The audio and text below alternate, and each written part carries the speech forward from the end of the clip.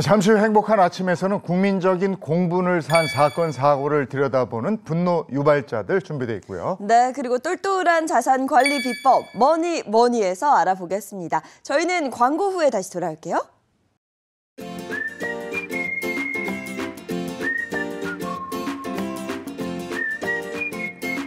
안녕하십니까. 행복한 아침 이재훈입니다. 안녕하세요. 장예인입니다. 오늘은 6월 11일 화요일이고요. 여러분, 만약에 나도 모르는 사이에 내 사진이 음란물과 합성이 돼서 마구 유포돼 돌아다닌다. 어떻겠습니까? 끔찍하죠. 끊이지 않는 엠벙만 사건, 오늘 분노 유발자들에서 다뤄봅니다. 네, 그리고 뭐니에서는요, 은퇴 설계 2탄 준비했습니다. 은퇴 전에 하지 말아야 할 것들 관련해서 이야기 나눠보도록 하겠습니다. 자, 화요일입니다. 행복한 아침 시작합니다.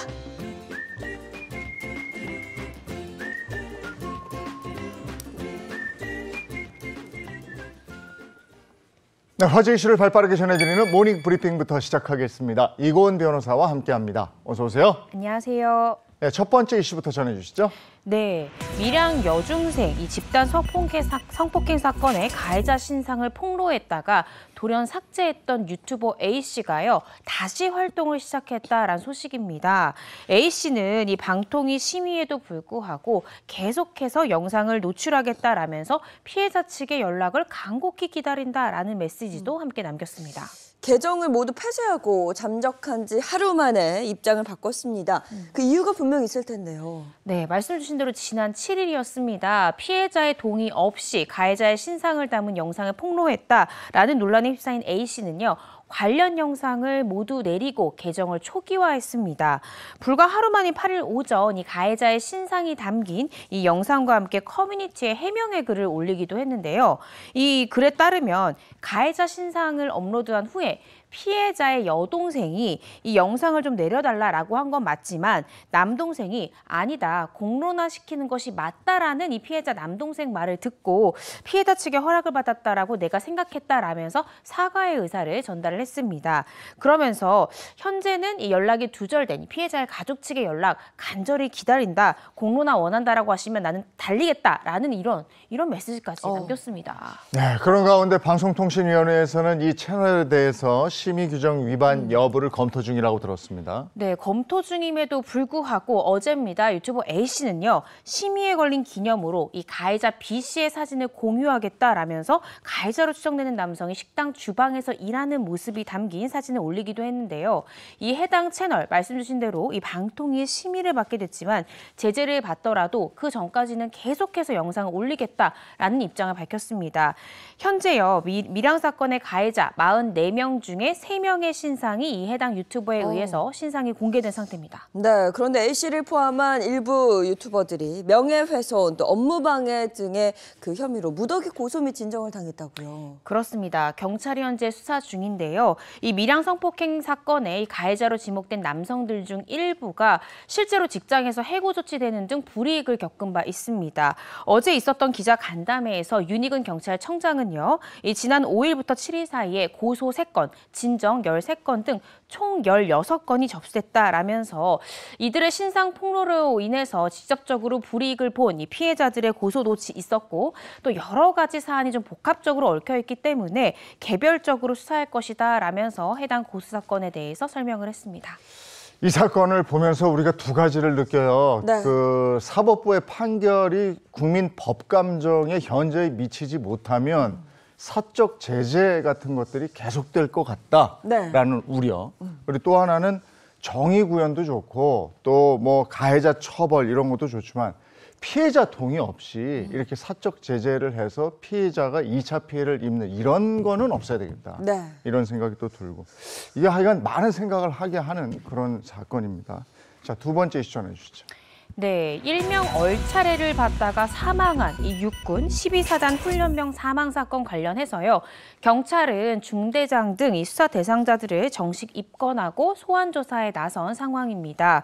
사건이 발생한 지 18일 만에 발생한 일입니다. 네, 그동안 군에서는 사실관계 확인과 또 군기훈련 규정 위반 등에 초점을 맞춰서 계속 조사를 해온 거잖아요. 네, 그렇습니다. 특히나 이번 사건 관련해서 이 간부들의 이 군기훈련 규정 위반 의혹 의혹이 어느 정도는 사실로 파악된 지금 현 상황에서 경찰은 더 이상 이 해당 대상자들에 대한 이 소환 조사 더는 늦출 수 없다 이렇게 판단한 것으로 보여지는데요. 이 강원경찰청 훈련병 사망 사건 수사 전담팀은 어제입니다. 이 수사 대상자인 중대장과 부중대장을 업무상 과실치사와 또 군형법상의 직권남용 가혹행위 혐의로 입건을 했고요. 이 두 사람에게 출석을 요구했습니다. 구체적인 출석 요구 날짜까지는 파악되지 않았지만 조만간 피의자 신분으로 소환 조사를 받으라라고 통보한 것으로 짐작이 됩니다. 네, 중대장의 경우에 잇따른 고발 사건 등으로 살인 혐의 등 해서 입건된 상태다. 이렇군요. 그렇습니다. 이 최대집 전 대한의사협회장은 형법상 살인죄, 또 직무유기죄, 군형법상 가혹행위죄로 고발을 했고요. 또 지난 5일에는 서민민생대책위원회에서 살인과 이 상해치사 혐의로 중대장을 각각 고발 조치를 했습니다. 이 경우에는 피고발인 같은 경우에 즉시 입건이 되기 때문에 살인 혐의 등으로 이 사건 피의자로서의 조사도 받아야만 하는 그런 상황인데요. 만약에 수사 전담팀이 인지사건을 수사한 결과 업무상 과실치사죄 등이 성립한다라고 결론을 낼 경우에는 살인 혐의나 상해치사 혐의 같은 경우에는 무혐의로 종결될 가능성이 굉장히 큽니다. 이에 대해서 법조계에서는요, 미필적으로나마 살인의 고의를 인정하기까지는 조금 어렵지 않냐라는 의견들이 지배적입니다. 예. 군 관련 문제는 예민하게 다뤄지기 때문에 예. 다음 이슈 전해주시죠. 네, 최근 이 전주의 한 초등학교에서 3학년 학생 A군이 교감 선생님에게 침을 뱉고 뺨을 때리는 영상이 공개되면서 많은 또 공분을 일었습니다. 그런데 문제가요, 해당 학교 학생들 사이에서 이 사건을 모방한 놀이가 유행처럼 번지고 있다고 합니다. 정말 지금 영상이 나오고 있습니다만 온 국민을 충격에 빠뜨린 사건인데요. 이게 놀이처럼 번지고 있다고 합니다. 이게 어떻게 놀이가 될 수 있죠? 네, 지난 8일입니다. 전북교사노조 위원장은요, 자신의 SNS에 해당 학교 학생들 사이에서 욕설 놀이가 시작했다라면서 친구에게 욕을 하면서 뺨을 때리는 신용을 한다라고 밝혔습니다. 이어서 A군에게 이 선생님이 무차별적으로 폭행당하는 모습을 지켜본 해당 학급의 학생들의 정서 매우 불안정한 상태고 심리치료까지 필요한 상태로 보인다라는 의견을 덧붙이기도 했습니다. 저건 정말 어이없는 장면이거든요. 네. 근데 이 사건 이후에 학교 측이 A군에 대해서 출석 정지 10일 처분을 내렸고 근데 지난 9일에 A군에 대한 또 다른 신고가 접수됐다고요? 그렇습니다. A군이 이번에는요, 자전거를 훔쳤다라는 신고가 접수가 됐습니다. 전북미래교육신문 SNS에 게시된 영상에 따르면요, 이 A군은 훔친 자전거를 타고 지나가다가 신고자가 이를 저지하자 내 거니까 라면서 주먹을 휘두르는가 하면 엄마가 절 때렸다, 저한테 욕을 했다라고 주장하면서 아침밥도 주지 않아서 배고파 죽을 것 같다 이렇게 호소했다고 합니다. 다만 이와 같은 이 3학년 학생 A군의 주장이 사실인지 여부는 아직까지 확인되고 있지 않습니다. 초등학교 입학한 후에 3년 동안 무려 7번 학교를 옮겨 다녔다고 그럽니다. 네. 이걸 어떻게 해야 될지 모르겠는데 교육과 심리치료가 같이 병행돼야 되지 않을까 이런 생각이 들거든요. 자, 마지막 이슈 전해주시죠. 네, 음대 입시 준비생에게 불법 과외를 해준 뒤에 이 대학 심사위원으로 참여해서 높은 점수를 준 혐의로 이 음대 교수 10여 명이 검찰에 넘겨졌다는 소식입니다. 네, 불법 과외 선생님이 심사위원이었습니다. 입시 비리가 아닐까 싶은데 자세한 내용 좀 전해주세요. 네, 말씀 주신 것처럼 음대 입시 비리의 전모가 드러나게 되었는데요. 이들은 지난 2021년부터 2023년까지 입시 브로커가 강남구 또 서초구 일대에서 운영하는 미신고 교습소에서 244회에 걸쳐서 이른바 마스터 클래스라고 불리는 성악 과외 교습을 했고요. 무려 1억 3천만 원 상당의 교습비를 수수한 혐의를 받고 있습니다. 학원법상 학교에 소속된 교원은 과외 교습을 할 수 없는데요. 다만 이 같은 불법 과외를 받은 수험생은 30명에 달하고요. 수험생 1명당 1회 지급하는 교습비가 최대 70만 원에 달하는 것으로 확인됐습니다. 교수 13명 가운데 5명은 입시 브로커와 공모해서 대학교 입시 심사위원으로 활약했어요. 네, 그렇습니다. 자신들이 불법으로 가르친 수험생들에게 이들은 월등히 높은 점수를 줬고요. 이 중 일부는 최종 합격까지 했다라고 합니다. 서울경찰청 광역수사단 반부패수사부는요. 어제 이 같은 비리를 저지른 현직 대학 교수 13명을 학원법 위반 및 업무방해 등 혐의로 검찰에 송치했습니다. 음대 출신으로서 어떻게 생각하십니까? 문제가 심각하죠. 이게 마스터 클래스라고 이제 흔히들 말을 하는데 한번 이런 일이 있을 거라고 생각을 했습니다. 네. 이건 정말 전에도 이런 일 있어가지고 공분을 산 적이 있었거든요. 네네. 브로커가 있어요. 그리고 거기에 교수가 있어요. 그리고 그들에게 돈을 주고 부탁을 한 학부모가 있고요. 네. 그렇게 해서 부정스럽게 입학을 한 학생이 있습니다. 이들 모두가 공모자들이에요. 이 사람들 때문에 정당한 학생이 떨어졌어요. 그렇죠. 이거 어떻게 할 겁니까? 이거 어떻게 할 겁니까? 자, 여기까지 하겠습니다. 예, 그죠? 예, 분노 유발자들인 줄 알았습니다. 그러게. 네. 잠시 후에 분노 유발자들 할 거예요. 네. 이고은 변호사와 함께했습니다. 고맙습니다. 고맙습니다. 자, 이어서 날씨 알아보고 오겠습니다. 마지원 기상캐스터 바로 나와주세요. 네, 상암동입니다. 더위의 기세가 무섭습니다. 어제 영남 내륙에는 올해 첫 폭염주의보가 내려졌는데요. 작년보다 무려 일주일이나 빠른 겁니다. 현재 서해안에는 안개가 짙게 깔려 있습니다. 200m 앞을 내다보기 힘든 정도고요. 안개가 심한 곳은 이슬비도 떨어질 수 있겠습니다. 오늘 오후에는 영남 내륙에 소나기가 지납니다. 양은 5에서 10mm로 적겠는데요. 잠깐 비를 피하셔도 되는 정도입니다. 당분간 낮 기온이 30도를 웃돌겠습니다. 오늘 서울은 32도로 어제보다 더 덥겠고요. 대구는 무려 34도까지 치솟겠습니다. 폭염특보 현황 살펴봅니다. 현재 영남 지역에 폭염주의보가 유지 중인데요. 폭염주의보는 최고 체감 온도가 33도 이상으로 이틀 이상 유지될 때 내려집니다. 네, 이제 아침 기온도 낮 기온도 많이 오르고 있습니다. 기온은 나날이 오름세를 보이겠는데요. 본격적인 여름 더위 대비하셔야겠습니다. 날씨였습니다.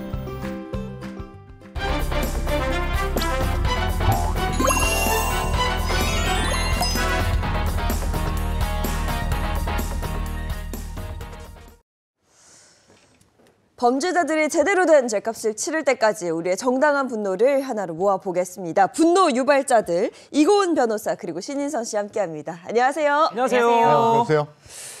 최근에 N번방 사건을 떠올리게 하는 디지털 성범죄가 또 발생을 했어요. 그것도 S대학 졸업생이 같은 학교에 다니던 여성을 대상으로 한 범죄다. 이래서 더 큰 충격을 주고 사회적인 파장을 불러일으켰죠. 네, 이 사건을 수사한 서울경찰청 사이버수사대에 따르면요. S대를 졸업한 남성 두 명이 주범인 것으로 알려졌는데 이들이 이미 구속된 상태라고요? 네, 그렇습니다. 주범 2명 같은 경우에는요. 지난 4월 11일 또 5월 16일에 이 성폭력처벌법상의 허위 영상물 반포 또 제작 등 혐의로 구속 송치가 됐고요. 또 이들이 만든 음란물을 SNS에 재공유하거나 또 지인들을 상대로 허위 영상물 등을 제작, 유포한 사람들, 이 남성 3명도 지난달에 함께 검찰에 넘겨졌습니다. 그러니까 지인들을 상대로 음란물을 만들었다는 건데 도대체 어떤 식으로 범행을 저지른 걸까요? 우리가 진짜 SNS에 이제 무서워서 사진을 못 올리겠는 게요. 이들의 이 피해자들의 일상 사진을 이 나체 사진, 음란물 사진과 합성해서 만들었습니다. 이 경찰에 따르면요. A씨 같은 경우에는 2021년 7월부터 또 경찰에 검거된 4월 초까지 정말 수년에 걸쳐서 대학 동문을 비롯한 이 여성 48명의 졸업사진 또는 SNS 사진을 나체 사진 등에 합성한 음란물을 제작하고 퍼뜨렸습니다. 피해자 중에는 심지어 미성년자까지 포함된 것으로 알려져 있는데요. 아동 청소년을 대상으로 성착취를 제작한 이런 혐의도 함께 입건이 됐습니다. 아니 그러니까 내가 SNS에 올린 사진이나 심지어는 내 졸업 사진이 네. 이런 음란물에 도용이 돼서 합성이 된 채로 막 돌아다닌다. 끔찍하지 않습니까? 이 N번방, 박사방 사건이 바로 떠오르는데 이게 또 벌어졌단 말이에요. 이런. 네, 맞습니다. 대체 왜 이 N번방 끊임없이 발생하는지 정말 방법이 없는 걸까요? 오늘의 분노 유발자들 바로 공개합니다. 자, 당신이 모르는 사이 끝없는 N번방입니다. 아니 뭐 다른 사람도 아니고 지인들을 대상으로 왜 이런 범행을 저질렀을까요? 지금 우리 예인 MC님께서 말씀 주셨잖아요. N번방, 박사방 많이 기억하실 겁니다. 네. 이 사건들과 유사한 점, 공통점은 이 피해자들의 일상 사진을 이런 나치 사진이나 음란물 사진과 합성해서 합성물을 만들었다라는 점은 공통점이 있지만요. 큰 차이점이 하나 있습니다. 어떤 차이점이 있냐면 N번방과 박사방 같은 경우, 특히 박사방은 금전적 이득을 노리고 했던 범죄인 반면에 이번 이 서울대 N번방 사건 같은 경우에는 전혀 금전적인 이득이 목적이 아니었습니다. 돈이 아니면 개인적인 원한 이런 거밖에 없는 것 같은데? 원한도 아니고요. 심지어 금전적 이득도 아니었습니다. 그렇다면 이들의 범행 목적이 무엇이었을지 화면 한번 보시죠. 자, S대 N번방 사건 범행의 목적은 성적 욕망을 채우기 위해서였습니다. 가해자 5명 중 주범 A씨는 40대 S대 학부 졸업생이고요. 또 다른 주범 B씨는 S대와 S대 대학원을 졸업했습니다. 두 사람은 대학 시절 일면식이 없었고 이후에도 직접 만난 적은 없었지만 우리는 한 몸이다, 합성 전문가다라며 추켜 올려주며 친밀함을 유지했다고 합니다. 아니 원래부터 아는 사이도 아니고 학교 다니면서 만난 적도 없는데 네. 어떻게 이런 짓을 모의하게 된 거죠? 제가 말씀드렸잖아요. 이번 이 서울대판 N번방 사건 같은 경우에는 이들의 범행 목적이 어떤 금전적 이득이 아니라 성적 욕망을 채우기 위해서가 이들의 목적이었습니다. 두 사람의 어긋난 성적 욕망이 같았기 때문에 결국 이러한 범죄를 함께하게 됐다. 이렇게 이해하시면 될 것 같은데요. 이 B 씨가 SNS에 지인의 소재로 하는 이 성적 욕망을 채울 수 있는 채팅방을 막 찾았던 겁니다. 그러다가 우연히 이 A 씨가 운영하는 방에 입장을 하게 된 건데요. 그때부터 이들의 관계가 시작되게 됩니다. 나머지 3명의 공범 역시나 성적인 취향이 비슷했기 때문에 결국 링크를 받고 채팅방에 입장을 해서 같이 범행을 하게 됐습니다. 네, 이 합성된 결과물들 A 씨가 개설한 200여 곳의 채팅방 중 20개의 방에 유포가 됐고요. 채팅방 참여자들은 사진이나 영상을 두고 음란 행위를 하는 영상을 또 찍어서 서로 공유하기도 했습니다. 정확하게는 추산이 불가능하지만 한 방당 최대 50명이 참여하는 곳이 있었다고 합니다. 아니 피해 여성이 몇십 명이 된다면서요? 네, 경찰이 이제 조사를 좀 해보니까요. 이 A 씨가 제작한 영상 건수만 100여 건, 유포한 음란물 개수는 1,700여 건에 달한다고 합니다. 피해 여성들은 제가 아까 말씀드렸듯이 미성년자들도 있었잖아요. 미성년자를 포함해서 모두 60명이 넘는 그런 상황입니다. 이렇게 합성한 사진을 심지어 피해자에게 직접 전송을 하고요. 그렇게 압박을 해서 성적인 대화를 요구했고 이들의 삐뚤어진 성적 욕구를 채우기 위해서 이런 범행을 계속 이어갔습니다. 실제 당사자에게 이 합성 사진을 보내서 피해자 반응을 즐겼다는 건데 짜증나네요. 정말 말도 안 되는 거죠. 방송이라서 막말은 못하겠습니다만 제가 그 당사자였다면 그 수치심이랑 분노가 좀 막 여기까지 느껴지고 그렇죠. 제가 좀 손에 막 땀이 나는데 게다가 이 음란물이 도대체 어디까지 퍼졌을지 모르는 거잖아요. 네, 근데 다행히도 아직까지는 이 해당 SNS 밖으로 유출된 그런 상황은 발견되지가 않는데요. 문제는 이들의 범행이 무려 3년 전인 2021년도부터 시작됐다는 겁니다. 아니 그렇다면 왜 이제야 발각이 된 겁니까? 그러게요. 이 부분이 사실은 좀 수사기관이 좀 반성해야 되는 지점이 있지 않나라고 생각이 드는데 피해 여성들이 용기를 내서 경찰서 4곳에다가 신고를 합니다. 네. 이에 대한 경찰 수사 결과는 어땠을지 화면 한번 보시죠. 이게 수사 결과입니다. 피해자들은 적극적으로 나섰지만 경찰에서 증거 불충분으로 수사를 중지하고 불송치 결정을 내렸다고 합니다. 이렇게 돼요? 피해를 당한 사람이 있는데 증거가 없다고 끝내면은 경찰이라면은 끝까지 범인을 추적해서 잡아주셔야 되는 거 아닙니까? 그러니까요. 보통 성범죄 피해자들은요. 겁이 나서 신고도 제대로 못하는데 이 피해자들 정말 용기를 내서 4차례나 신고를 했습니다. 그런데 경찰이 4차례나 수사를 결국 실패를 했는데 그 이유가 피의자를 특정하지 못해서라는 이유로 결국 무혐의 종결을 하게 되는 거죠. SNS의 특성상 이 피의자들을 추적하기가 어렵다라는 게 수사기관의 판단 이유였습니다. 그러다가 이 사건이 언론에 알려지고 굉장히 커졌거든요. 그러면서 경찰청 국가수사본부가 재수사 지시를 내리게 됩니다. 근데 여기서도 경찰이 주도적인 역할을 해서 피의자를 검거한 게 아니었습니다. 검거 과정에서도 민간단체의 역할이 컸는데요. 어떤 민간단체가 역할을 했냐. 과거 N번방 사건을 이 세상에 알려지게 했던 그때도 역할을 했던 민간단체 추적단 불꽃이 큰 역할을 했습니다. 아니 이게 무슨 소리입니까? 처음에 신고를 했는데 수사도 제대로 이루어지지 않다가 네. 여론이 조성되고 언론에 나오니까 그때서야 수사를 했는데 수사가 미진하자. 네. 민간단체가 도움을 줬다. 네. 그러면 도대체 공권력의 수사 능력은 어떻게 된다는 얘기고 나 이거 도대체가 이게 어떻게 된 건지 모르겠는데 어쨌든 이 민간단체 도움을 받아서 검거가 이루어진 건데 그럼 어떤 식으로 했다는 거예요? 이 민간단체가 정말로 큰 역할을 했는데요. 이 해당 단체의 활동가 C씨는 미모의 S대 아내와 결혼한 30대 남성 역할을 자처해서 역할을 했습니다. 그래서 위장을 해가지고 SNS에 잠입을 했고요. 그러면서 2년 가까이 이 주범 A씨와 일명 라포를 형성하는 이 친분을 계속해서 쌓아갔습니다. A씨가 C씨에 대해서 신뢰의 증표로 아내와의 통화 등을 요구했을 때 이 경찰, 여자 수사관이 전화를 받아서 이 C씨의 아내인 척 연기를 하긴 했는데요. 이때 뭐 경찰의 역할은 있었습니다. 이후에 A씨는 이제 2년간 계속해서 이제 C씨와의 라포가 형성이 돼서 결국에 이 C씨에 대해서 신뢰를 하게 되고요. 이 C씨 같은 경우에는 내 아내의 속옷을 주겠다라면서 지금 영상 보시는 것처럼 이 말을 믿기로 해서 이 A씨를 유인하고요. 결국에 A씨 검거에 성공을 하게 됩니다. 그러면 A씨는 약속 장소에 숨겨진 속옷을 찾으러 왔다가 붙잡힌 거네요. 네, 그렇습니다. 네, 민간단체의 역할이 정말 컸습니다. 네. 근데 앞서 이재용 아나운서도 이야기했다시피 수사기관의 역할이라는 게 그러니까. 지금 4번의 신고에도 범인을 특정하지 못했고요. 검거하는 데 있어서도 뭐 역할을 아예 안 했다는 건 아니지만 보조적인 역할을 했습니다. 이게 좀 비판의 목소리를 피하기는 어려울 것 같아요. 그러니까요. 그래서 결국에는 사실은 언론이든 아니면 민간단체든 이 도움을 받아서야 결국 검거에 성공했다라는 점에서 수사기관도 좀 비판을 받고 있는 것도 사실입니다. 경찰은요, 이 박 씨 등이 제작 유포한 음란물을 재유포한 사람들을 더 철저히 또 수사를 해서 이들에 대해서 입건, 소환 조사하겠다라는 입장을 밝히기도 했습니다. 이게 3년 전에 경찰도 이렇게 우리 민간단체처럼 잠입 수사하고 이렇게 했으면은 더 빨리 범인을 잡을 수 있지 않았을까요?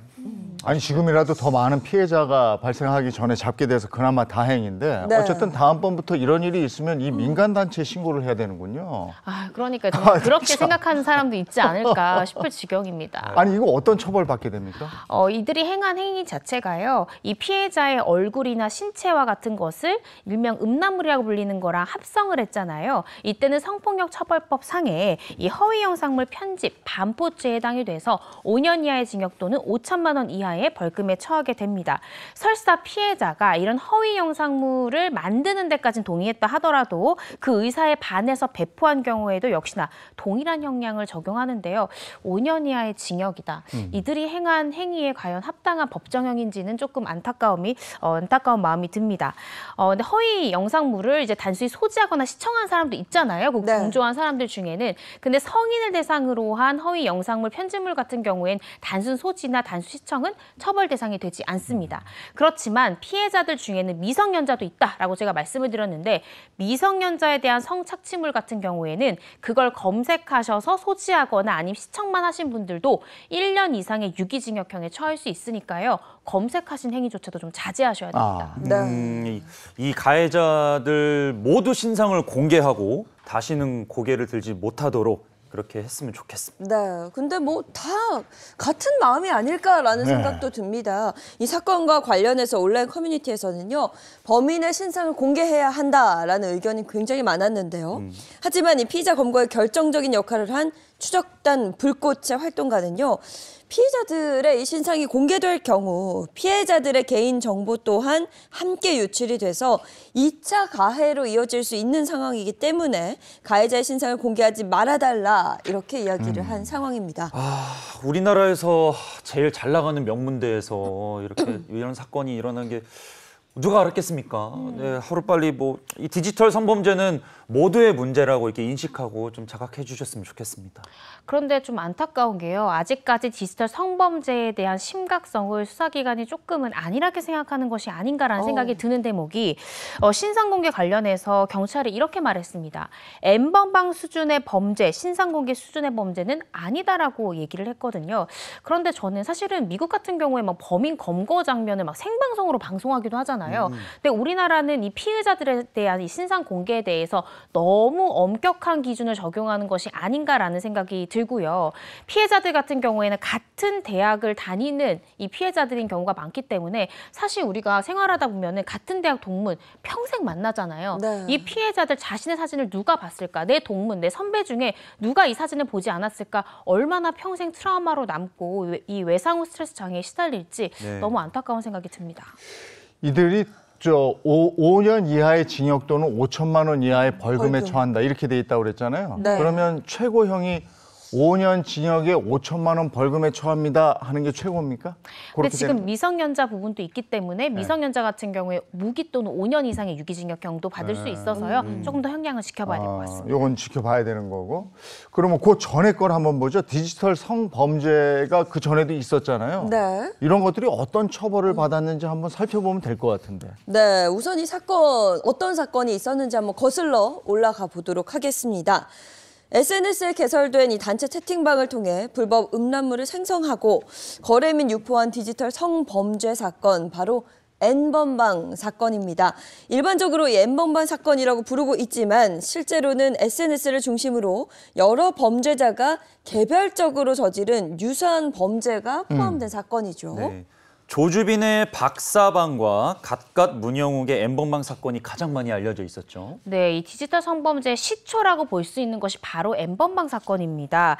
1번방부터 8번방까지 그 숫자가 N번으로 이제 계속 분류된다라고 해서 일명 N번방 사건으로 분류됐던 이 닉네임 갓갓의 문영욱 N번방 사건이 있었고요. 말씀 주신 대로 입장 금액에 따라서 채팅방의 등급을 나누고요. 이러한 음란물을 마치 어떤 사업화의 도구로 삼았던 이 닉네임 박사, 이 조주빈의 박사방 사건, 이 두 가지가 대표적인 디지털 성범죄 사건입니다. 네. 2020년 봄에 대한민국을 정말 발칵 뒤집게 한 네. 그냥 성착취물 영상이에요. 근데 이게 보니까 15,000명에게 유포됐다. 야, 그 방에서 도대체 어떤 일이 벌어졌습니까? 조주빈 같은 경우에는요, 고액 알바 또 이 스폰을 모집한다라면서 피해자들을 유인을 했습니다. 이 속았을 때 상황이 피해자 입장에서 좀 껄끄러운 게 성매매를 하려다가 딱 걸린 것처럼 보이는 그런 상황이잖아요. 그러니까 피해자들도 스스로 당당하지 못한 그런 상황이었던 거죠. 그리고 조건 만남을 가장했기 때문에 이를 기화로 해서 이 피해자들의 인적 사항, 뭐 주민등록 사진이나 계좌번호나 연락처 등을 요구를 했고요. 이렇게 얻은 이 피해자들의 개인 정보를 성착취물을 유포할 때 함께 공개를 했습니다. 피해자는 무려 74명에 달하고요. 이 중에는 미성년자가 16명이나 포함이 됐습니다. 와, 너무 악랄하네요. 성범죄에다가 사기까지 친 거니까. 네. 그걸 비밀로 협박도 하고 성을 착취하기도 하고. 맞습니다. 피해자들이 협박해서 이게 정말 끔찍한데요. 펜이나 그 커터칼을 이용해서 몸에 그 노예라는 단어를 새기게 했다고 합니다. 그리고 새끼손가락을 들고 뭔가 인증하는 듯한 사진을 찍게 했는데 이건 왜 그런 겁니까? 그러니까 박사방의 일명 시그니처 포즈다 이렇게 알려져 있는데요. 지금 보시는 것처럼 저렇게 새끼손가락을 드는 포즈를 하고 있습니다. 구구 성형의 일부 사이트에서 흔히 볼 수 있는 표식인데요. 조주빈은 피해 여성들에게 이런 표식을 하게 된 이유, 이 자신이 피해자임을 알리려 했다 이렇게 진술하기도 했습니다. 자신이 이 피해자들보다 더 높은 지위에 있다, 즉 우월의식을 느끼고 싶었던 이런 조주빈의 심리 상태를 알 수 있는데요. 그런데 조주빈의 만행 여기서 끝이 아니었습니다. 네. 참. 네, 피해자의 신상 정보로 이 대백과사전이라는 자료를 만든 뒤에 여성들을 마치 상품처럼 선전하고 조롱했는데요. 자료와 함께 노예를 분양받아서 협박하고 가지고 놀 수 있게 해드립니다. 라는 글을 직접 게시했고요. 자료 상단에는 피해자들의 사진과 신상 정보를 정리해서 함께 기록했습니다. 피해 여성들의 학교, SNS 주소 등을 공개하는 것도 서슴지 않고 행했습니다. 아니 여성들을 무슨 상품처럼 저렇게 분류해놨다 있다 이런 얘기인 거고 이거는 거의 뭐 인격살인에 가까운 얘기 아닙니까? 심지어 피해자들을 배우라고 지칭을 했고요. 이 성착취 현상이 마치 어떤 예술을 만드는 것처럼 자신이 행하는 것이 마치 하나의 사업인 것처럼 그렇게 조주빈은 생각했던 것 같습니다. 이 성착취물 같은 경우를 브랜드화하겠다라는 의도를 가지고 있었는데요. 심지어는 그 방마다 채팅방 등급이 있고 입장료가 다 달랐는데 100만 원 호가하는 입장료를 받는 그런 방까지 있었다는 거죠. 이 입장료는 100만 원으로 시작했다가 나중에 수백만 원으로 진화하게 됐습니다. 근데 이게 수요가 없으면 공급이 없거든요. 네. 입장료 방금 말씀하셨는데 누군가 그걸 내고 계속 들어와서 그걸 보니까 그것도 계속 만들어지고 이게 악순환이 아니었나 싶어요. 그럼요. 채팅방을 만든 사람도 주범이지만요. 이 채팅방에 돈을 내고 입장하고 그걸 보고 즐긴 사람들 다 공범입니다. 그럼요. 네. 경찰이 수사를 해보니까 이 채팅방에 입장을 해서 함께 참여했던 사람이 추산되는 숫자만 무려 15,000명에 달한다고 합니다. 엄청난 숫자죠. 밝혀지지 않은 참여자들도 굉장히 많을 것 같은데 정말 그 숫자가 어느 정도 될지 가늠조차 되지 않는데요. 처음에 들어갔다가 검거되기 직전에 나왔던 참여자들도 있으니까 실제 이 영상을 본 사람, 참여한 사람의 숫자는 15,000명이 훨씬 넘을 것이라고 추정이 됩니다. 가까운 지인분들이나 제가 알고 뭐 있는 가족들이 저 방에 들어가서 봤다고 생각하면 너무 끔찍한데 그 많은 회원들을 관리하고 뭐 이런 거를 혼자서 하지는 않지 않았을까요? 혼자 할 수가 없었죠. 처음에 이 조주빈은요, 이 회원 관리를 위해서 2019년 9월에 처음 박사방을 개설을 합니다. 그리고 회원 관리를 위해서 등급제 관리 시스템을 도입을 하는데요. 6개월간 이 성착취 범죄에 동조했던 조직원만 38명에 달합니다. 이들은 조주빈을 중심으로 피해자를 유인해서 성착취 역할을 하는 사람, 또 유포하는 사람, 수익금을 인출해서 돈을 세탁하는 역할, 세세한 역할을 나눠서 정말 조직적으로 실제로 운영이 됐는데요. 그중에 핵심 조직원이자 공동 운영자는 총 3명이었습니다. 네. 공범이 있습니다. 첫 번째 공범, 실명이 알려지지 않은 사마귀는 이 성착취 동영상을 촬영하고 채팅방을 운영했고요. 두 번째 공범이죠. 붓다. 이 붓다는 검거 당시 만 18세였던 강훈입니다. 피해자를 유인하고 가상화폐를 인출하는 역할을 맡았고요. 이 세 번째 공범이 이기야라는 닉네임을 사용한 이원호로 만 19세 현직 군인 신분이었습니다. 성착취물 유포 및 홍보 등 마케팅 역할을 맡았다고 합니다. 조직적이었나? 나이가 너무 어려요. 조주빈도 당시에 23세? 그 23살이었죠? 23살 그렇죠. 아니었나요? 야, 이게 뭔가 단단히 잘못된 사람들인데 이게 저 신상공개위원회에서도 이렇게 얘기를 했어요. 조주빈의 범행 수법이 악질적이고 반복적이며 증거가 충분히 확보됐다. 이러면서 신상공개 결정을 내렸고 법정 구속했는데 당시 화면 보시죠. 멈출 수 없었던 악마의 삶을 멈춰주셔서 정말 감사합니다. 정말 말이 안 나옵니다. 너무 당당하고요. 뭐 멈출 수 없었던 악마의 삶을 멈춰주셔서 정말 감사합니다. 야, 이거 정말 뭐라 말해야 될지 모르겠습니다. 최종 선고는 어떻게 됐나요? 저도 저 영상 보면서 과연 반성을 하고 있는 건가라는 생각을 하긴 했는데요. 조주빈 같은 경우에 최종 선고형량 징역 42년형과 함께 전자발찌 착용명령 30년이 함께 선고가 됐습니다. 이번 판결의 핵심은요. 결국 이 조직화한 디지털 성범죄를 범죄 집단, 범죄 단체로 평가할 것인가 이 여부에 핵심이 있었습니다. 검찰은 조주빈 일당이 일종의 범죄 집단을 이루어서 범행을 했다 이렇게 판단을 해서요. 조주빈을 포함한 피고인 8명에 대해서 형법 114조의 이 범죄단체 조직죄를 적용을 했고요. 결과적으로 법원에서도 이 박사방이 아동 청소년 등을 협박해서 이 성착취물을 제작하고 또 유포하기 위해서 구성된 하나의 조직이었다 이렇게 판단했습니다. 범죄 단체로 이제 적용이 될 경우에는 그 형량도 상당히 높아지는데요. 사실 그냥 원론적으로 말씀드린 범죄 단체 언제 인정이 될까? 대표적인 게 조폭이죠. 각자의 역할이 있고 지휘 통솔 체계가 있는 인정이 되어야 범죄 단체로 인정이 되고 형량도 많이 높아질 수 있습니다. 근데 이 조주빈 사건을 계기로 디지털 성범죄에 대해서도 이 범죄 단체 조직죄가 인정됐던 첫 번째 케이스였습니다. 의미 있는 판결이었는데 그럼 네. 나머지 공범들에 대해서는 어떻게 처벌이 됐습니까? 예, 공범들 여러 명 있었잖아요. 군인 신분의 이기야, 이원호 같은 경우엔 징역 12년형을 선고받았고요. 또 처음 군검찰이 구형한 형량은 징역 30년이었지만 2분의 1에 못 미치는 형을 받았습니다. 그리고 이 붓다, 강훈 같은 경우에는 징역 30년을 구형했지만 징역 15년을 선고받았고요. 대법원에서 이 15년형 그대로 확정됐습니다. 네. 그리고 박사방, 이 조주빈보다 앞선 N번방이 있었잖아요.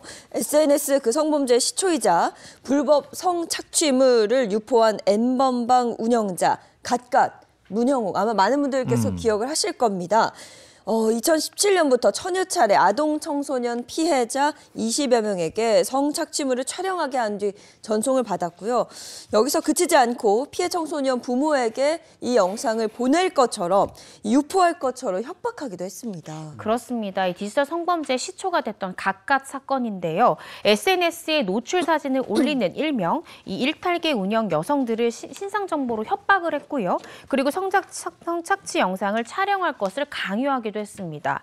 뿐만 아니라 피해자 신체에 스스로 특정 문구를 새기도록 강요까지 했습니다. 수법이 비슷해 보이는데 N번방과 박사방은 뭐가 다른 걸까요? 경찰 입장에서는요, 이 N번방 같은 경우에 더 오히려 박사방보다 더 악랄하다라고 본 부분이 바로 범행 수익을 어떻게 벌어들였느냐, 이 부분을 보시면 될 것 같습니다.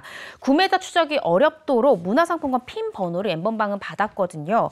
이 자신은 문화상품권을 현금화하지 않기 때문에 나는 절대 걸릴 일 없어, 이렇게 갓갓은 자신했다라고 합니다. 이 순전히 게임처럼 이 N번방을 운영했던 악랄한 범행 수법을 우리가 볼 수가 있습니다. 그렇게 자신하다가 10개월 만에 잡혔어요. 네. 문영욱이 검찰은 문영욱에게 법정 최고형이 무기징역을 구형을 했는데 결과는 어땠습니까? 실제적으로 12가지의 혐의가 각각 문영욱에게 적용이 됐습니다. 결과적으로는 징역 34년이 선고가 됐는데요. 재판부는 이렇게 판시했습니다. 촬영 대상자의 의사에 반하는 음란물을 제작 배포하고 피해자에게 회복할 수 없는 피해를 줬을 뿐만 아니라 왜곡된 성인식을 조장하는 사회적 해악이 매우 큰 범행이다라고 판시하기도 했습니다. 네. 그런데 앞서 조주빈이 42년형을 받았잖아요. 네. 근데 갓갓 문영욱, 무기징역이 구형이 됐는데 왜 징역 34년을 받게 됐는지 그게 좀 궁금합니다. 사실은 이제 큰 차이가 범죄 수익과 범죄단체 인정 여부가 있을 텐데 아까 제가 설명드렸듯이 박사방에선 범죄단체 조직죄가 성립이 됐잖아요. 네. 근데 이 사건은 그런 차이가 있을 수 있고요. 두 번째는 범죄 수익에서도 큰 차이가 있습니다. 조주빈 같은 경우에는 당시에 본인이 가지고 있던 현금 1억 원 이상도 몰수가 됐거든요. 그러면서도 범죄 수익으로 1억 원이 넘는 금액을 추징당하기도 했습니다. 그런데 이 갓갓 같은 경우에는 문화상품권을 핀번호로 받긴 했지만 실제로 이 중에 상당수는 또 피해자에게 또 주기도 했다는 거죠. 그러니까 별다른 범죄 수익을 얻지 못했다. 이게 범죄 수익에서도 큰 차이가 있을 수 있고요. 또 갓갓 같은 경우에는 수사 단계부터 피해자 수가 50명이 넘는다라면서 자백을 했고요. 수사 절차에 비교적 꽤 협조적인 태도를 보였습니다. 그런데 조주빈 같은 경우에는 이 범죄단체 조직죄 부분에 대해서 일부 혐의를 부인하기도 했고요. 아까 보시는 대로 혐의를 일부 부인하는 데다가 진지하게 반성한 태도를 보이지 않았다라는 점도 형량에 큰 차이를 가져온 것 같습니다. 문영욱은 근데 경찰 조사 당시에 나 재미로 범행했다 이렇게 진술을 해서 공분을 샀는데 네. 당시 화면 보시죠.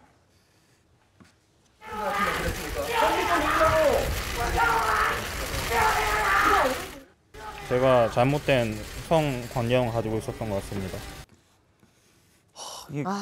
이게 다행인 걸까요? 아니면 저는 다행인 게 아닌 것 같은데 30년, 40년 뒤에 뭐 다시 사회로 나올 수 있잖아요, 문영욱 씨가. 근데 검찰의 구형만큼은 아니지만 뭐 그래도 오랫동안 사회에서 격리가 되어 있는 게 그나마 좀 다행인 것 같고.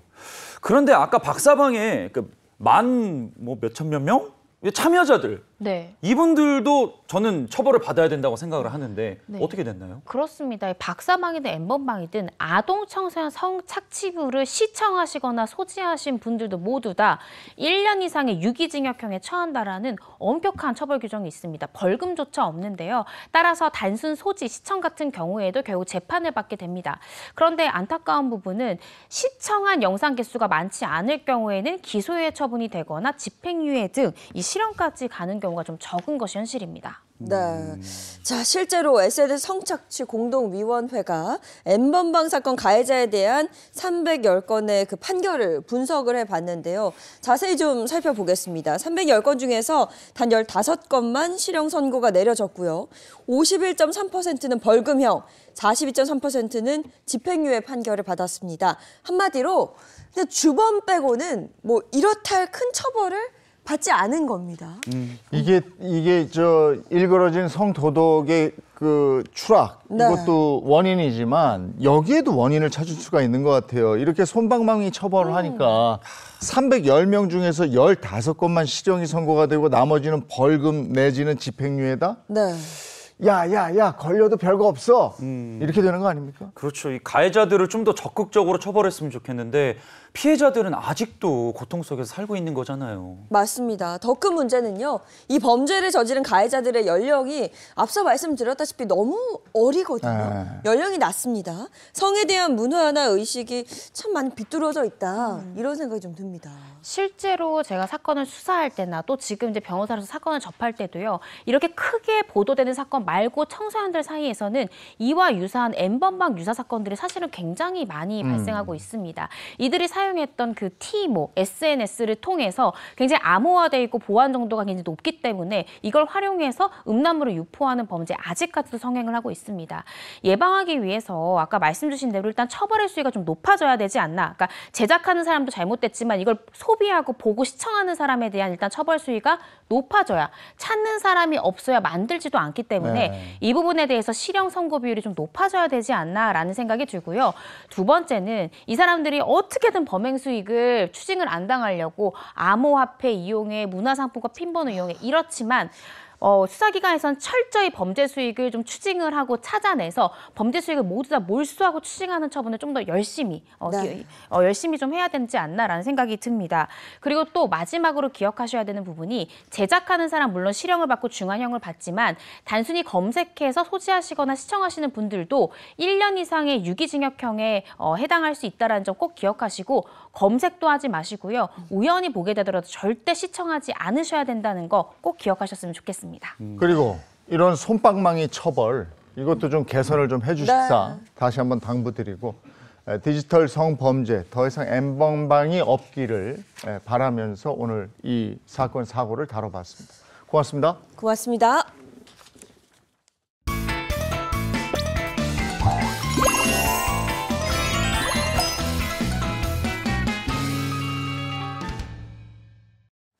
자, 지금 시각이 8시 12분을 향해 가고 있습니다. 이번엔 돈 얘기 좀 하죠. 머니 시간입니다. 네, 지난주에 은퇴 설계 1탄. 네. 그러니까 그때 얘기했던 거는 월 500만 원 만들기 저희가 한번 알아봤거든요. 오늘은 또 어떤 얘기할지 궁금합니다. 2탄이 준비돼 있어요. 네. 은퇴를 앞둔 분들도 고민이신데 막상 은퇴하고 막막한 분들도 계시거든요. 함께 들어보시면 좋을 것 같습니다. 김현우 소장님과 함께합니다. 어서 오세요. 네, 안녕하세요. 안녕하세요. 소장님, 네, 깜짝이야. 해야 될 것도 많은데 네.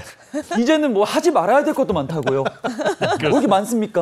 사실 하지 말아야 될 거를 우리가 더 잘 알아둬야 됩니다. 우리가 뭐 건강하기 위해서는 요거 챙겨 드세요, 운동하세요 이런 얘기도 많이 듣지만 뭐 담배 좀 줄이세요, 술 좀 줄이세요 이렇게 하지 말라는 이런 것들도 지켜야 될 게 많잖아요. 마찬가지입니다. 은퇴하기 전에 뭐 투자하지 말아라, 무턱대고 사업 시작하지 말아라 이런 말씀 많이 아마 들어보셨을 텐데요. 이게 사실 뭐 정답, 오답 이런 게 정해져 있지는 않겠지만 많은 분들이 한번 해보고 후회하셨다라고 한다면은 웬만해선 그런 것들은 좀 피해가는 게 좋겠죠. 네. 일단 저처럼 이게 남들 이야기만 듣고 팔랑된 이 빨랑기, 이 빨랑기를 좀 진정시켜야 될 것 같습니다. 네. 아니 진정시키고 이제 얘기를 들어봐야 할 텐데 사실 뭐 여기서 은퇴하신 분은 없거든요. 자, 그래서 경험자들의 이야기를 좀 들어보는 시간을 준비해봤습니다. 만약에 내가 타임머신을 타고 은퇴 전으로 돌아간다면 노후를 위해서 어떤 준비를 할 것인가. 이거 좀 들어봐야겠습니다. 이게 조사를 한 거죠. 조사를 한 거죠. 그러니까 저 퇴직 전에 그 전으로 완전히 돌아갈 수는 없지만 네. 그때 요걸 좀 내가 준비를 했으면 요걸 좀 주의했으면 뭐 요런 건 것 같아요. 네, 맞습니다. 네. 한 기관에서 퇴직 1년 차부터 20년 차까지 전국 50대 이상 시민 400명을 대상으로 조사를 했더니요. 퇴직 전으로 돌아간다면 이건 꼭 해야겠다라고 답변해 준 항목들이 있다고 합니다. 어떤 것들이 있을지 내가 퇴직 전으로 돌아간다면 베스트 3 한번 보여주세요. 네, 3가지 항목으로 추려졌네요. 네. 네. 잠깐 그 나이를 그러면 퇴직 전이니까 한 30년 전으로 이렇게 앞당긴다고 생각하고 우리가 이제 재테크 코너니까 경제적인 네네. 경제적인 부분에 초점을 맞춰서 좀 더 공격적으로 어렸을 때부터 좀 이렇게 경제적인 쪽으로 공격적으로 좀 투자를 해야 된다. 퇴직을 앞두고 공격적으로 투자하면 어떡해요? 미리미리 좀 부를 쌓아야 된다. 저 사람은 퇴직 걱정이 없기 때문에. 그러니까요. 끝까지 일할 수 있으니까. 근데 이것은 좀 더 신중할 걸 뭐 이런 생각이라든지 아니면 뭔가 더 준비를 했어야 되는데 저도 비슷할 것 같아요. 네. 뭔가 우리가 지난주에 네. 이제 월 500만 원 만들기를 했잖아요. 네. 그걸 미리 좀 내가 대비할 걸. 그리고 뭐 이런 생각. 나를 못 살게 굴었던 그 인간을 한번 확 받고 나와 이런 거 뭐 아니면 이것도 있어요. 아내 말을 좀 더 잘 들을 걸. 네. 은퇴하고 나서 후회하는 경험들 네. 제가 봤기 때문에. 저도 이거 답을 못 봤는데 일단 퇴직 전으로 돌아간다면 네. 못했던 거를 해본다, 뭐 후회하는 거 그런 게 가장 많이 머리에 떠오를 테니까 퇴직하지 말 걸. 아, 네. 나와 보니까 너무 힘들더라. 그리고 정년 퇴직이 아닌 이상은 그죠? 그렇죠. 좀 내가 그때 너무 욱해서 나왔어 뭐 이런 거. 그런 생각도 할 수 있을 것 같아요. 일찍 뭐 경제적인 자유를 좀 먼저 느껴보겠다가 아니라 네. 더 오래 일을 할 걸. 아, 그거 있다. 이겁니까? 결정이 된 다음에 나올 걸. 그러니까 내가 다음번에 갈 곳이 정해진 다음에 나와야 되는데 그냥 막막하게 던지고 나와버렸다. 네. 욱했을 이런 때. 경우 있어. 맞아. 과연 저희가 지금 추측한 게 정답에 있을지 궁금합니다. 바로 보여주세요. 자, 1위가 주 직장에서 퇴직을 최대한 늦춘다. 오, 비싼 얘기예요. 퇴직을 늦게 하고. 네, 2위는 연금을 적극적으로 관리해서 수령한다. 그래서 대비를 해야 되니까. 그리고 3위가 재취업, 창업 등 퇴직 후 일을 다시 시작한다. 였습니다. 역시 소장님. 현우 형. 1등에 있네. 역시. 퇴직을 전문가. 늦게 할 것이라는 것은 퇴직을 빨리 해서 후회했다. 뭐 이렇게 되는 거군요. 네, 많은 분들이 이제 조기 은퇴 이후에 빨리 직장 그만두고 좀 풍요로운 삶, 여유로운 삶을 살고 싶다 이런 걸 꿈꾸시는데 막상 나가 보시면 그렇지 않다는 것에 대해서 굉장히 후회하고 아쉬움이 많이 남는 것 같습니다. 또 주된 직장이라고 한다면 내가 거기서 아주 오랜 기간 동안 몸을 담고 가장 잘할 수 있는 일이잖아요. 그런데 거기서 나와가지고 새로운 일을 찾으려고 하다 보니까 만만한 일이 없다 보니 이런 후회를 할 수 있을 것 같습니다. 네, 그리고 두 번째로 많은 대답을 주신 그 연금을 적극적으로 관리하겠다. 이 말은 노후 생활이 생각보다 좀 풍족하지 않다. 뭐 이렇게 봐야 될까요? 그렇죠. 이제 또 가장 큰 자산 중에 하나가 퇴직금이라고 할 수 있는데 퇴직금이라든가 아니면 내가 개인적으로 붓고 있던 개인연금 이런 부분들은 평상시에 우리가 만질 수 없는 돈이잖아요. 그러다 보니까 살짝 신경을 안 쓰게 됩니다. 그리고 나서 퇴직을 하다 보니 그리고 퇴직한 후에 이제 비로소 받게 되는 건데 그렇게 쌓여갈 때는 아무런 신경 안 쓰고 있다가 퇴직할 때 보니까 수익률이 처참한 경우가 굉장히 많거든요. 그래서 퇴직연금 수익률이 뭐 1%대다 이런 얘기들도 많이 나오는데 나중에 수령할 때 그때 좀 신경 좀 많이 써서 한 1, 2% 정도만 수익률을 높였으면 어땠을까 이런 후회들을 할 수밖에 없는 거죠. 결과를 보니까 무조건 오래 일할 것, 네. 그리고 연금 관리 잘할 것, 그리고 또 이게 뭐가 있죠? 세 번째. 세 번째가 퇴직 후에 다른 일을 시작할 것이라는 의견인데 그러니까 퇴직하자마자 다른 일을 빨리 시작해야 되는데 그걸 못 하고 있었다는 얘기죠. 네. 근데 재취업을 한다는 게 이게 말이 쉽지만은 않습니다. 이게 선뜻하기 굉장히 어려운 거거든요. 네. 보통 은퇴하시면 제 주변에도 택시 하시던지 경비원이 이렇게 아버님들 그렇죠. 하시던지 네. 치킨집 사장님 이런 거에서 차리고 하시더라고요. 그러니까 돈을 벌어야 된다. 그래서 무슨 일을 시작해야 된다라고 한다면 말씀하신 것처럼 어떤 개인 사업을 하거나 아니면 어디에 취업을 해야 되는데 이게 취업을 하기에는 일자리가 상당히 제한적입니다. 그리고 특히나 이제 퇴직 전에 직급이 높은 곳에서 나오셨다라고 한다면은 그 눈높이를 맞추기가 굉장히 어렵거든요. 그리고 이제 이 평생 동안 직장인 생활을 하셨다라고 한다면 사업에 대한 경험이 없으신데 이 사업을 덜컥 시작하기도 어렵고요. 그래서 사실 이런저런 이유로 이걸 차일피일 미루다 보면은 제대로 된 직장, 내가 원하는 일자리 이런 것들을 실제로 찾기가 굉장히 어려울 수 있습니다. 네. 그러니까 퇴직 후에 한 살이라도 젊었을 때 뭔가 새롭게 시작해야 된다. 이게 퇴직한 인생 선배들의 얘기군요. 네, 맞습니다. 하지 못해서 아쉬운 것들 이렇게 한번 알아봤는데요. 그렇다면 은퇴 직전에 이건 정말 하면 안 된다 하는 건 어떤 부분들이 있을지도 궁금해집니다. 오늘의 관련 주제이기도 하고요. 이건 좀 약간 쉽지 않습니까? 앞에 설문과 반대로 생각하면 되지 않을까요? 빨리 퇴직하면 안 되고 연금 관리 잘 못하면 안 되고 일 안 하면 안 되고 반대로만 생각하면 정답이긴 한데 그러면 너무 쉬우니까요. 그거 외에 다른 것들 한번 짚어보도록 하겠습니다. 네, 이거 그럼 퀴즈 가나요? 그렇죠. 좋습니다. 한번 퀴즈? 한번 가보시죠. 그래요? 정확하게는 은퇴 직전에 섣부른 투자하면 안 돼. 네. 은퇴 코앞에 두신 분들이 하지 말아야 될 거. 퀴즈? 네, 퀴즈로 한번 알아보도록 하겠습니다. 은퇴 직전에 해서는 안 되는 것들 한번 맞춰볼게요. 일단 화면 보여주세요. 요번에도 세 가지네요. 네. 세 가지가 은퇴 직전에 안 될 거가 뭐가 있나? 네, 여기 이정은 일단 투자. 섭부른 투자하면 안 된다. 네. 투자가 당연히 맞는 것 같고. 은퇴 직전이라고 그랬죠? 네. 직전에. 그리고 뭔가 사람들하고 관계를 잘 해놔야 될 것 같아요. 어디서 그런 말씀도 도움을 많이 줄지 하세요. 모르기 때문에 막 이렇게 너무 근데 허물지면 안 된다? 은퇴하잖아요? 네. 그러면 은퇴 전에 이 대접받던 건 다 버려야 돼요. 그래요? 예. 그럼 이것도 아닌데? 이거 이제 나올 때 하고 나온 다음하고 달라져요. 아예 마음가짐을 아니, 새롭게. 다른 사람이 날 대하는 게 달라져요. 너무 슬픈 얘기. 너무 슬픈데. 저는 아직 모르겠지만 늦둥이를 나면 안 되나? 돈이 많이 들어. 잠시만요. 여기 늦둥이 아버님 여기 계신데 지금. 젊으시잖아요. 은퇴 직전은 아니시니까. 너무 어렵습니다. 너무 이쁜데 힘들다. 힌트 좀 주세요. 힌트. 네, 어려우신 것 같은데 네. 급한 마음에 뭔가 새롭게 하지 말자. 요걸 좀 힌트를 드릴게요. 급한 마음에. 네. 이거 약간 그거 아닌가요? 막 너무 보장이 좋아서 보험. 보장이 좋은 보험 딱 들으면 딱 바로 가입해버리는 그런. 조금만 더 구체적으로. 암보험, 종신보험 뭐 이런 그 보장성 보험. 건강 관련 보험들? 은퇴 직전이니까. 아니 근데 이런 걸 두는 거 아닌가요?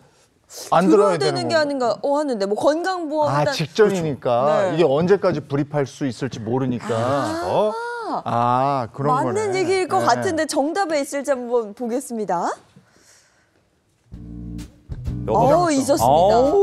3위에 있었네요. 보장성 보험은 이거는 날라가거든. 내가 이제 아플 때 보장을 받는 거지만 그리고 이게 퇴직을 앞두고 이걸 들면은 퇴직 후에 돈이 또박또박 나오는 게 없는데 이걸 어떻게 불 거야? 그렇죠. 불안하죠. 연륜 무시 못합니다. 선생님인데. 그러면 병원비, 치료비 같은 거를 대비하는 보험 말씀하시는 그렇죠. 거죠? 그런 게 이제 보장성 보험이죠. 그러니까 보통 젊을 때 그 실비보험이나 각종 보장성 보험 들어서 미리 좀 대비를 해야겠다 이렇게 대비하시는 분들이 굉장히 많은데요. 은퇴 전에 가입하는 그런 분들도 실제로 많은가요? 실제로 많이 계세요. 그리고 그런 부분들에 대해 어떤 이제 마음의 불안함을 이용하시는 그런 마케팅도 있거든요. 그러니까 우리가 나이가 들면 들수록 건강에 대한 염려가 생기다 보니까 이 보험의 필요성을 느끼게 되세요. 그러니까 편찮으신 분들도 주변에 많이 늘어나고 하다 보니 또 치매 이런 거 겪으시는 분들 보면 내가 치매보험 혹시 가입해야 되나 해가지고 덜컥 가입하시는 경우들이 많이 있거든요. 그런데 이렇게 보장성 보험을 덜컥 가입하시게 되면 뭐 보험료나 이런 것들이 장기간 이 보험에 묶이게 되기 때문에 당장의 생활비가 부족한 현상이 발생할 수가 있습니다. 어제 보험 들었는데 아직 퇴직은 아닙니다. 이게 보장성 보험 자체가 나쁜 게 아니고 그렇죠. 이걸 이제 퇴직 직전이 돼서 뒤늦게 가입하는 건 좀 곤란하다 이런 얘기시죠? 네, 맞습니다. 뭐 퇴직 한참 남으셨으니까 문제는 없을 것 같은데 퇴직하게 되면 소득도 끊기고 그다음에 뭐 생활비도 더 늘어날 수 있잖아요. 그리고 기존에 모아놨던 돈이나 아니면 연금 가지고만 생활을 해야 되는데 이 돌려받지도 못할 보장성 보험에다가 돈을 많이 넣는 거는 굉장히 위험한 일이라고 생각이 되는 거죠. 오래전에 가입한 보험이 있더라도 이게 부족하다고 생각해서 이거 깨고 새로 가입하는 경우들도 있습니다.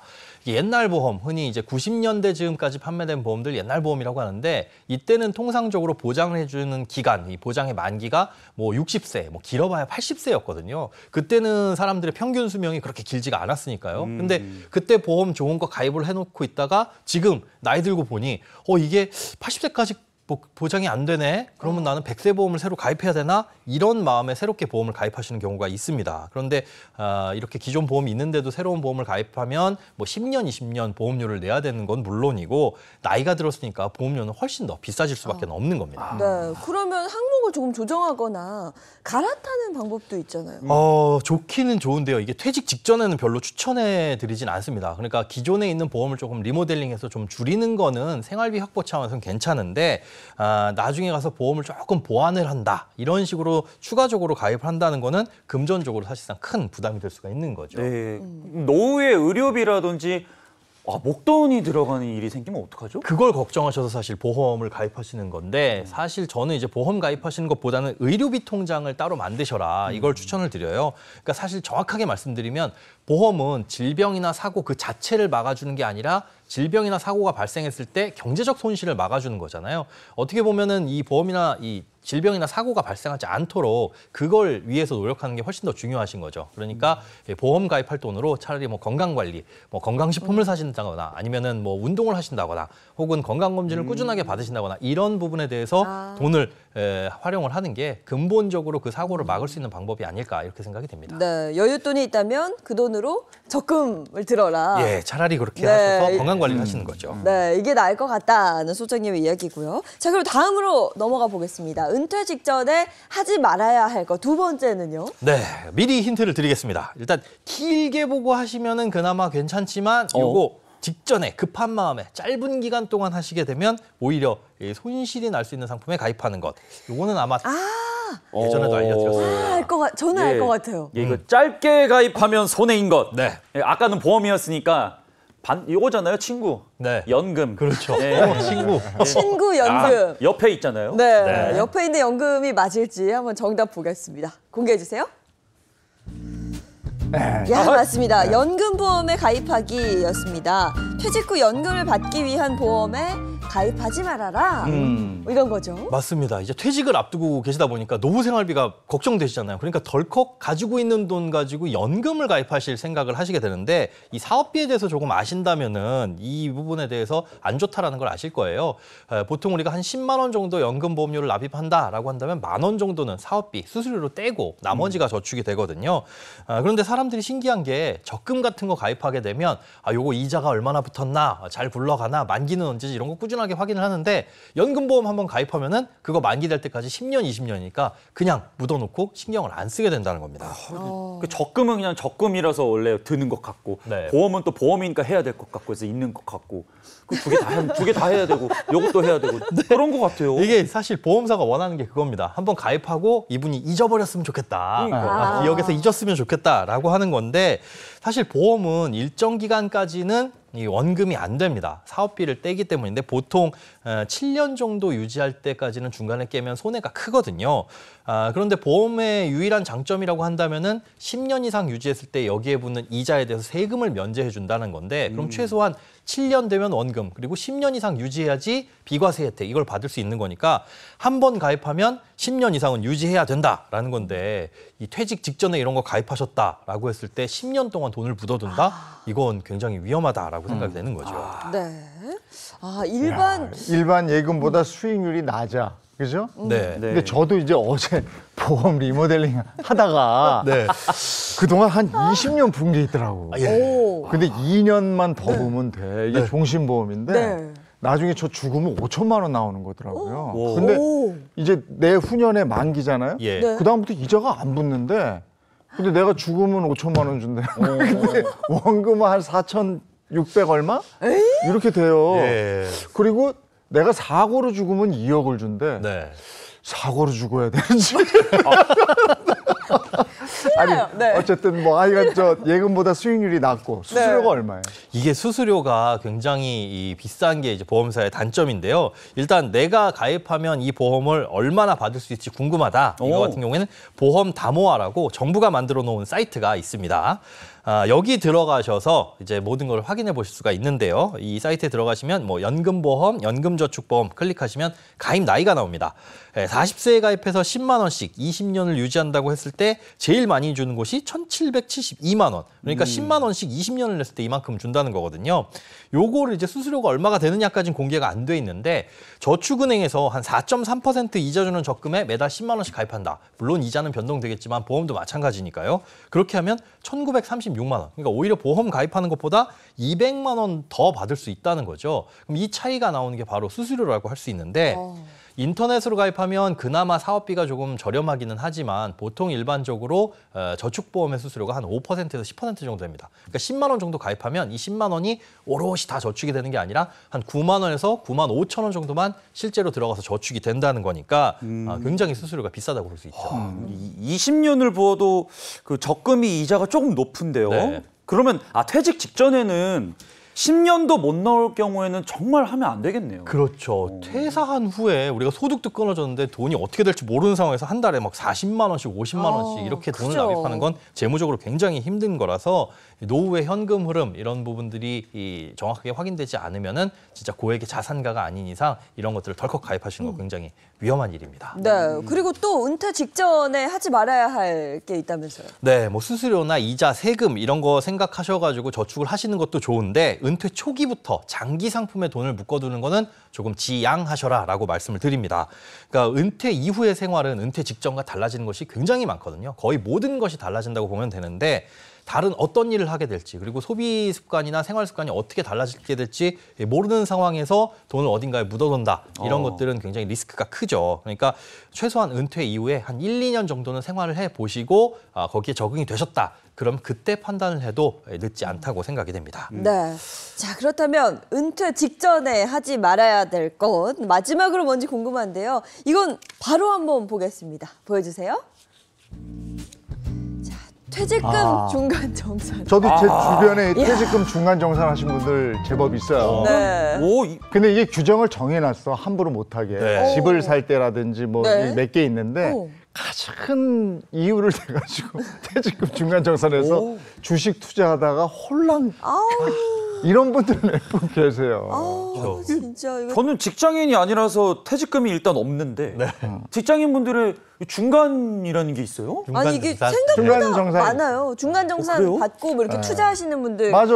주변에 보면 꽤 많습니다. 이에 대해서 또 사연 준비했는데요. 사연 한번 보여주세요. 자, 사연 함께 보도록 하겠습니다. 50대 초반, 이제 퇴직을 6, 7년 앞둔 직장인입니다. 예전에 부동산에 빠삭한 지인의 말을 듣고 퇴직금을 중간 정산받아 땅을 조금 샀습니다. 그 지역에 부동산 호재가 있다고 해서 개발되면 노후 자금으로 쓰려고요. 그런데 허가 문제로 개발이 무기한 연장됐다는 청천벽력 같은 소리를 들었습니다.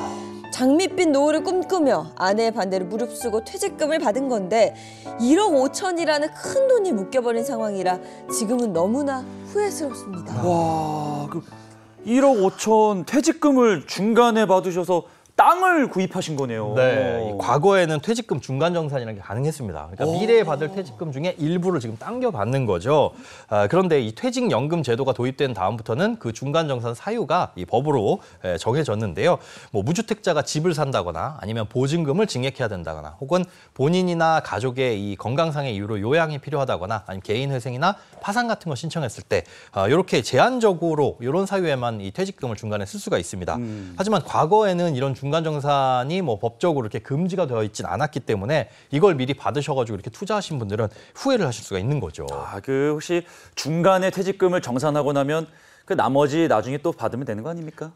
그렇긴 그런데 그 금액이 확 줄어듭니다. 그러니까 그래요? 퇴직금을 계산하는 방식을 조금 아셔야 될 필요가 있는데 퇴직금은 이 퇴직 직전에 3개월 동안 평균 임금 곱하기 처음부터 지금까지 일해온 근속 기간 이렇게 하는 겁니다. 그러니까 퇴직 직전에 급여가 1,000만 원이다. 그리고 내가 20년을 일했다라고 한다면 1,000만 원 곱하기 20년 해가지고 2억을 주는 거예요. 근데 만약에 10년 차에 월급이 500만 원일 때 저 퇴직금 미리 주세요라고 하면은 그때 500만 원 곱하기 10년에서 미리 퇴직금 1억을 받아가는 거고. 뭐 1억이 아니죠. 5천만 원 받아가는 거고 그러면 나중에 가가지고는 퇴직금이 반토막으로 확 줄어들게 되는 거죠. 그렇죠. 그러니까 근속 연수를 계속 유지하는 게 가장 중요한데 중간에 이렇게 퇴직금을 받게 되면 근속 연수도 끊어지고 세금도 많이 내야 된다는 이런 단점이 있어서 굉장히 크게 손해를 볼 수가 있다는 거죠. 그러니까 확정 급여형의 경우에는 직전 3개월이 굉장히 중요하기 때문에 네. 그때 이제 늦게 예. 마지막에 다 받는 게 좋지 중간에 정산하면 손해를 보게 되는 거고. 손해를 보게 됩니다. 그리고 퇴직할 때 가급적이면 쓰는 게 좋고 이때도 일시금으로 쓰는 것보다 연금으로 10년 이상 나눠서 받는 게 좋은데요. 10년 이상 나눠서 받게 되면 세금도 30%를 깎아줍니다. 그러니까 예를 들어서 지금 내가 퇴직금을 1억 받을 때 세금이 뭐 1,000만 원이다. 이걸 일시불로 그냥 받아가지고 쓰게 되면 9천만 원밖에 못 쓰게 되는데 10년 이상의 기간에 걸쳐서 연금으로 나눠 쓴다. 그러면 1,000만 원이라는 세금에서 30%, 300만 원을 감면한 700만 원만 내면 되거든요. 근데 이것마저도 연금을 받는 기간 동안 할부로 내면 되기 때문에 세금 면에서 굉장히 이득이라는 거죠. 그리고 요즘에는 이직도 많이 하시잖아요. 그러니까 중간중간 회사를 옮겨가면서 퇴직금을 받게 되는데 이것도 IRP라는 주머니에 넣어놓고 굴리게 되면 그 굴릴 때도 세금이 전혀 없고 나중에 가서 진짜로 마지막에 은퇴를 할 때 퇴직금과 합쳐가지고 쓸 수도 있으니까 퇴직금은 가급적이면 중간에 쓰시는 것보단 끝에 가서 이제 노후에 연금으로 쓰시는 걸 추천드립니다. 네, 사연 주신 분은 은퇴 후에 장밋빛 인생을 꿈꾸면서 잘해보려다가 이렇게 실수를 하신 것 같아서 너무 안타깝습니다. 네. 또 어떤 분은 이제 퇴직 후에 내가 꾸준히 소득이 있었으면 좋겠다라는 생각을 하고 뭐 창업을 하거나 재취업하시는데 이것도 좀 쉽지 않아요. 예, 실제로 퇴직자들이 퇴직을 할 때 보면 제일 고민되는 게 소득 최고 정점에서 퇴직을 하시는 경우가 많이 있잖아요. 그러니까 그때 대비해서 심하면은 소득이 3분의 1 토막 날 수가 있습니다. 뭐 이 500만 원 버시는 분들은 200만 원 정도 벌기도 어려운 이런 상황에 놓이게 된다는 거죠.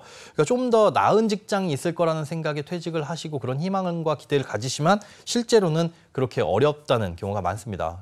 실제 상담이 들어온 사례들도 있었는데 예전에 그러니까 50이 되기 전에 높은 직급으로 공무원에서 이제 임용이 되셨다가 나오신 케이스가 있었어요. 네.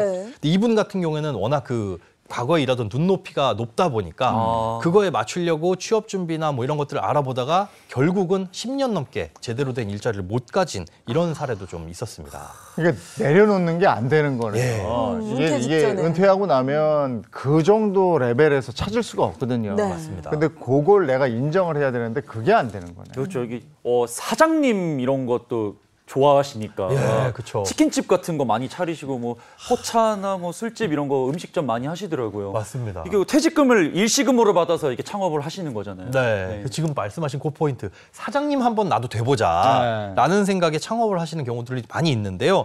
근로소득자와 사업소득자는 정말 완벽하게 모든 것이 다릅니다. 아무런 경험이 없는 분들이 자본만 가지고 뭘 하려고 했을 때 프랜차이즈를 생각하시는 경우가 많은데 이 프랜차이즈 본사를 만나보면 이런 거 저런 거 모든 거 다 해줄 것처럼 얘기를 하는데 실제로 차려보면 그렇지 않은 경우가 많이 있거든요.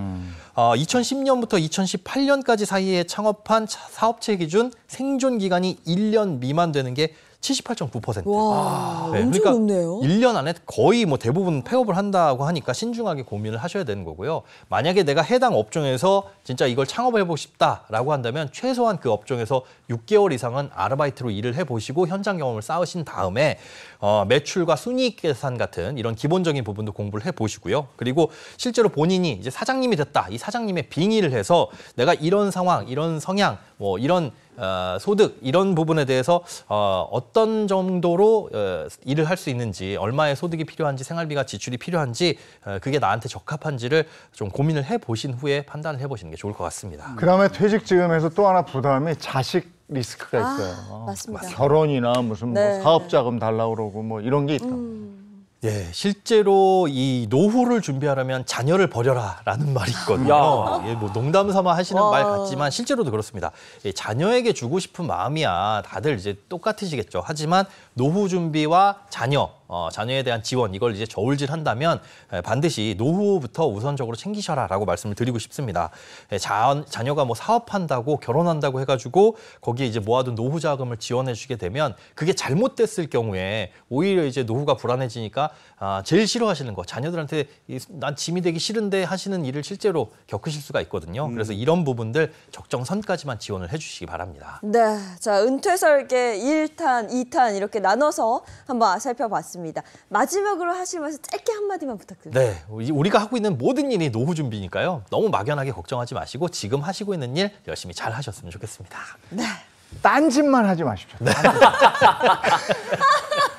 고맙습니다. 네, 고맙습니다. 감사합니다. 자, 낮에는 날이 좀 더운가 하는데 저녁에는 날씨가 정말 좋더라고요. 오늘은 어떨지 궁금합니다. 마지연 기상캐스터 나와주세요. 네, 상암동에 나와 있습니다. 밤사이 강원도에는 올해 첫 열대야가 나타났습니다. 열대야는 밤 최저 기온이 25도 이상으로 유지되는 현상을 말하는데요. 작년에 비해 18일이나 빨랐습니다. 네, 서해상에서 바다 안개가 유입됐습니다. 해안에 위치한 교량은 주변보다 안개가 더 심하겠고요. 안개는 햇살이 내리쬐면서 서서히 흩어집니다. 오늘도 대기 불안정으로 소나기가 지납니다. 양은 영남 내륙에 5에서 10mm 정도인데요. 짧은 시간 동안 좁은 구역에 집중될 수 있겠습니다. 맑은 하늘 아래 햇볕이 내리쬐고 서쪽에서는 따뜻한 공기가 더해집니다. 열기가 쌓이면서 더위는 심해질 텐데요. 오늘 서울의 낮 기온 32도로 평년 기온을 5도나 훌쩍 웃돌겠습니다. 오늘 대구의 낮 기온은 34도까지 치솟겠습니다. 현재 영남 지역에 폭염주의보가 발효 중인데요. 폭염주의보는 앞으로 확대 강화될 수 있겠습니다. 네, 낮 동안은 더워서 땀이 나는 요즘입니다. 지치지 않게 수분 섭취 잘해주시고요. 장시간 야외 활동은 피하시는 게 좋겠습니다. 날씨였습니다. 야, 어제 전국적으로 거의 30도가 넘더라고요. 날이 정말 덥습니다. 네. 뭐 이제 뭐 여름의 시작이 아니라 그냥 여름인 것 같아요. 여름에요? 네, 여름이니까 건강 잃지 않도록 수분 섭취도 잘하시고 자외선 차단도 신경 쓰셔야겠습니다. 좋은 하루 보내시고요. 저희는 내일 아침 7시 30분에 다시 돌아올게요. 행복한 아침, 행복한 하루 되십시오. 고맙습니다. 고맙습니다.